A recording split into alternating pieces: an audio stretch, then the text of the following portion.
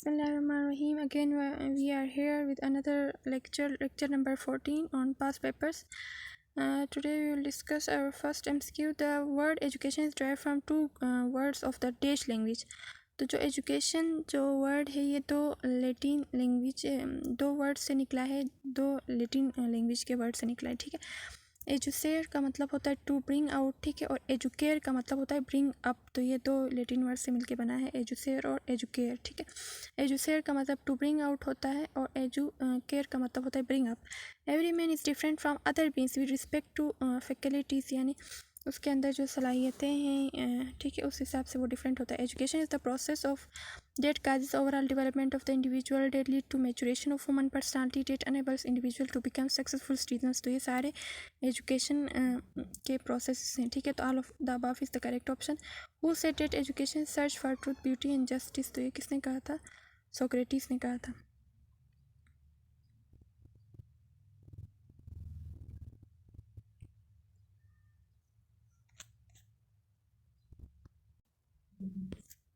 अच्छा, इसके बाद हमारे पास है for the development of the balanced man in a society. तो हमें design a system of education को डिज़ाइन करना होगा, एजुकेशन के सिस्टम को डिज़ाइन करना होगा, ठीक है।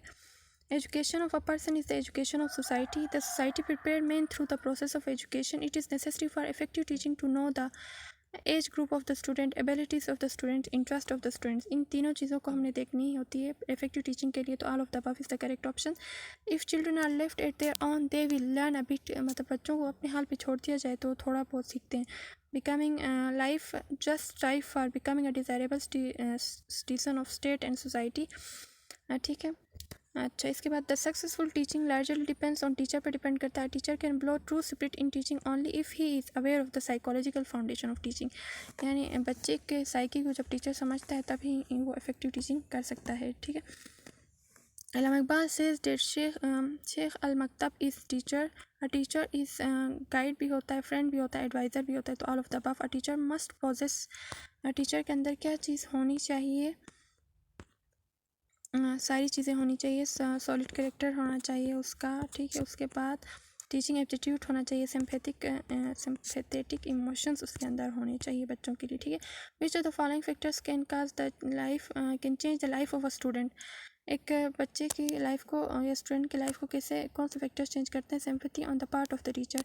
Curriculum is a highway that leads to behavioural changes in the student के अंदर बिहेवियर की चेंजेस भी आती हैं करिकुलम की वजह से। The curricular content is the sum total of knowledge resulting from human experiences, से जो भी नॉलेज हासिल होती है उसको हम करिकुलर कंटेंट के अंदर शामिल करते हैं। विच of the following is not included in the concept of curriculum, के अंदर कौन सी चीज़ इंक्लूड नहीं है? तो एजुकेशन पॉलिसीज़ के अंदर इंक्लूड नहीं होती, बाकी इसके एलिमेंट्स हैं, ठीक है। Objective pedagogy assessment. The content of curriculum is presented for teaching in the form of text book. जो करिकुलम होता है उसको टेक्स्ट बुक की फॉर्म में प्रेजेंट किया जाता है। During the process of curriculum development फिर क्या होता है? सोशल वैल्यूज़ आर कंसीडर्ड, यानी सोशल वैल्यूज़ को भी कंसीडर किया जाता है करिकुलम बनाते वक्त। Curriculum should be in accordance with the need, interest and capabilities of learners, के मुताबिक ये होना चाहिए curriculum. Learning is the change in behaviour due to experience. When an individual comes across a stimulus it brings response. जब एक individual आता है किसी स्टिमुलस को लेता है तो उसके नतीजे में वो रिस्पॉन्स करता है। The required changes in human personality takes place due to, जो रिक्वायर्ड चेंजेस होती हैं ह्यूमन पर्सनालिटी में वो किस वजह से आती हैं? वो एक्सपीरियंस की वजह से आती हैं, ठीक है। इन the process of touch fire and pushing back hands, तो ये स्टिमुलस है कि फायर को टच करना और अपना हाथ पीछे करना। तो ये हमारे पास हाथ पीछे करना रिस्पॉन्स हो गया और फायर जो होता है वो स्टिमुलस होता है। अ teacher must teach the students children having varied abilities, यानी मतलब जो डिफरेंट एबिलिटी के स्टूडेंट्स होते हैं उनको टीच करना होता है, ठीक है। Effective teaching is always interesting और अट्रैक्टिंग होती है। Effective teaching during the process of teaching a particular subject matter, teacher should use instructional aids को यूज़ करता है। Education is a social process that is administered by society. Which of the following can not be ignored in the process of education, में हम किस चीज़ को ignore नहीं कर सकते? सोशल नीड्स को, ठीक है। Education is arrange for improving society, education को अरेंज किया जाता है ताकि सोसाइटी को इम्प्रूव किया जा सके। Maintenance of social survivor can be promoted through the process of education, education enables a child to develop his personality.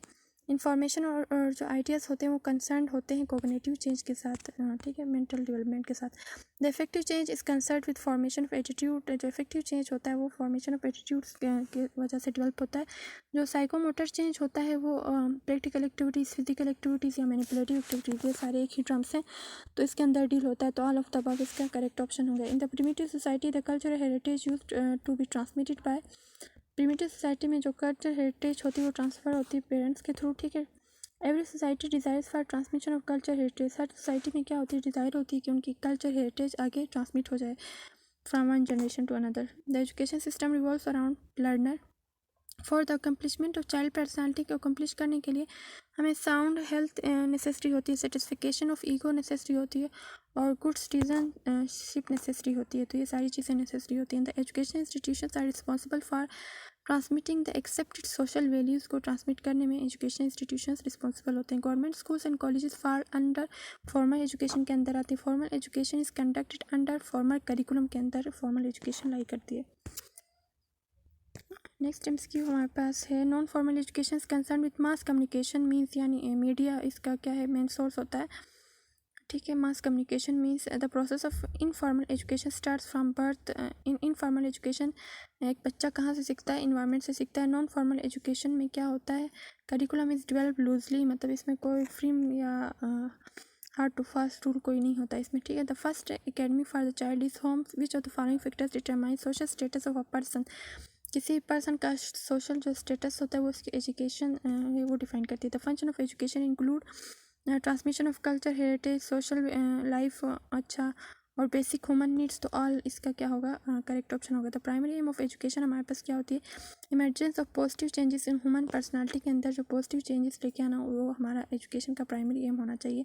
Curriculum is the backbone of education process. का बैकबोन हमारे पास क्या है, करिकुलम है। द पॉजिटिव चेंजेस अगर in human character के अंदर जो पॉजिटिव चेंजेस आती हैं after,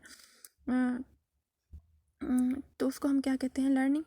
the process of making students ready for learning, मतलब स्टूडेंट्स को रेडी करना लर्निंग के लिए, तो उसको हम क्या कहते हैं, टीचिंग कहते हैं। नेशनल एजुकेशन पॉलिसी 1972, इसको हेड किया था जुल्फ़िकार अली भुट्टो ने, headed by Abdul Hafeez Pirzada under government of, उस टाइम गवर्नमेंट जुल्फ़िकार अली भुट्टो की थी, और हेड उसको 1972 की पॉलिसी को हेड किया था अब्दुल हफीज़ पीरज़ादा ने, ठीक है। प्राइवेट एजुकेशन इंस्टीट्यूशंस और नेशनलाइज, जो प्राइवेट एजुकेशन इंस्टीट्यूशंस थे वो नेशनलाइज हुए थे पॉलिसी 1972 की एजुकेशन पॉलिसी में। 1972 की एजुकेशन पॉलिसी के मुताबिक फ्री एजुकेशन प्रोवाइड करना था क्लास 10 तक, ठीक है। ओपन यूनिवर्सिटी इस्टेब्लिश हुई थी 1972 की पॉलिसी में, ठीक है। और 1979 की जो पॉलिसी थी, यहाँ पे 78 लिखा है तो ये मिस प्रिंट है, ठीक है। तो ये 1979 की जो पॉलिसी थी वो इस्लामिक वैल्यूज़ के ऊपर फोकस थी। चार्टर एक्ट प्रेजेंट कब किया था, 1813 में प्रेजेंट किया था। अच्छा, according to charter act 1813 education is the responsibility of, किसकी रिस्पॉन्सिबिलिटी, ईस्ट इंडिया कंपनी की है। और इसमें कितना अमाउंट सेट रखा गया था एजुकेशनल पर्पज़ के लिए, 1 लाख, ठीक है। The objective of education according to charter act के लिए जो ऑब्जेक्टिव था वो प्रीचिंग क्रिश्चियनिटी को प्रीच करना था, ठीक है, उनका मेन मकसद। नेक्स्ट एमसीक्यू हमारे पास है, the medium of instruction for formation of scientific knowledge according to charter act will be, यानी medium of instruction charter act के मुताबिक क्या होना चाहिए था, इंग्लिश होना चाहिए था। Charter act of East India Company was renewed in, जो चार्टर एक्ट था वो रिन्यू 1833 में फिर से रिन्यू हुआ था। East India Company could not implement charter act for 10 years. Lord Macaulay जो था वो कब पास किया गया था, 1835 में पास किया था। Which is not the characteristic of Lord Macaulay report की कैरेक्टरिस्टिक क्या नहीं थी, रिवाइवल ऑफ ईस्टर्न नॉलेज नहीं थी। According to Lord Macaulay one purpose of education was to produce girl works.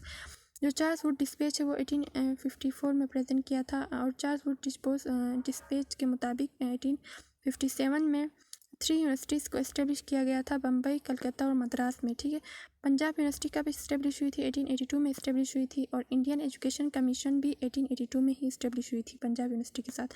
Indian education commission was establish under headship of, जो Indian education commission है वो किसके हेडशिप में बनी थी, सर विलियम हंटर के हेडशिप में बनी थी। Who says project is a purposeful activity, कौन कहता है कि प्रोजेक्ट एक पर्पसफुल एक्टिविटी है, तो ये कल्पेट्रिक है, ठीक है, जो प्रोजेक्ट मेथड के फादर हैं, विच is not the step of project method में कौन सा स्टेप इन्वॉल्व नहीं होता, एनालिसिस इसमें नहीं होती है। प्रोग्राम लर्निंग को किसने प्रेजेंट किया था, बी एफ स्किनर ने पेश किया था। और जो पोर्टफोलियो होता है वो स्टूडेंट की कलेक्शन होती है, स्टूडेंट वर्क का को कलेक्ट करने को हम पोर्टफोलियो कहते हैं। और प्रोग्राम लर्निंग में क्या होता है, learning takes place under controlled conditions, यानी प्रोग्राम लर्निंग में लर्निंग होती है लेकिन वो कंट्रोल्ड कंडीशंस में होती है। व्हाट इज़ टीचिंग, ट्रांसमिशन और नॉलेज को हम टीचिंग कहते हैं। If the criterion reference test reliable scores from test, तो अगर क्राइटेरियन रेफरेंस टेस्ट में रिलायबल स्कोर्स आए तो उसको हम कंसिस्टेंट टेस्ट या रिलायबल टेस्ट कहते हैं। बोस इज़ राइट, तो ये अथॉरिटेटिव एडमिनिस्ट्रेशन की ये कैरेक्टरिस्टिक है कि बोस इज़ राइट, ठीक है। कैजुअल लीव्स पर एनम में जो कैजुअल लीव्स होती हैं वो दी जाती है 25 कैजुअल लीव्स होती हैं पर एनम में, यानी एक साल में। Most frequent used technique for elementary guidance service हमारे पास क्या होती है, जो ज़्यादातर यूज़ होती है वो क्वेश्चन आंसर मेथड यूज़ होता है गाइडेंस के लिए, ठीक है। नेक्स्ट हमारे पास एमसीक्यू है।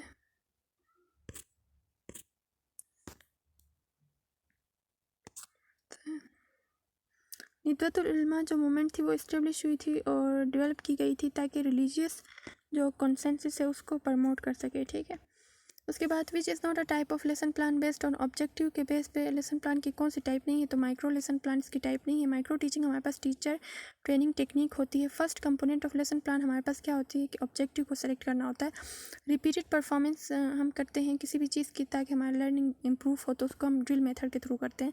Assessment is a general term that includes a full range of procedures use to gain information about student learning, तो इसको हम कहते हैं और इसके बारे में किसने बताया था, लाइन एंड ग्रॉन्ड ने, ठीक है। Emile was written by Rousseau ने ये बुक लिखी थी, ईमेल, ठीक है। Which was not the characteristic of Lord Macaulay report की करेक्टरिस्टिक क्या नहीं थी, तो रिवाइवल ऑफ ईस्टर्न नॉलेज इसकी करेक्टरिस्टिक नहीं थी, ठीक है। इफेक्टिव टीचिंग में डिमांड्स इफेक्टिव प्लानिंग होनी चाहिए इफेक्टिव टीचिंग में, ठीक है। Elementary school contents number of classes 1 to 8 जो होती हैं उसको एलिमेंट्री स्कूल हम कहते हैं, जिसमें 1 से लेके 8 क्लास तक होती है। आईक्यू ऑफ एवरेज चाइल्ड का जो आईक्यू होता है वो 90 से 110 तक होता है। Belonging, affection and status are best classified इस, इसको मोटिव कहते हैं हम। Roles of training and experience for shaping and modelling of behaviour, इसको एम्फसाइज करते हैं हम बिहेवियरलिस्ट अप्रोच के अंदर किसी भी बिहेवियर को, ठीक है। The test design to predict future performance को मेयर करने के लिए जो टेस्ट डिज़ाइन किया जाता है उसको एप्टीट्यूड टेस्ट कहते हैं। इब्न खल्दून नेवर फेवर, इब्न खल्दून ने कभी भी फेवर नहीं किया किस मेथड को, लेक्चर मेथड को, ठीक है। तो ये आज था हमारा 14th lecture about past papers. आज के लिए इतना ही काफ़ी है। Stay tuned, thanks for listening, अल्लाह हाफिज़।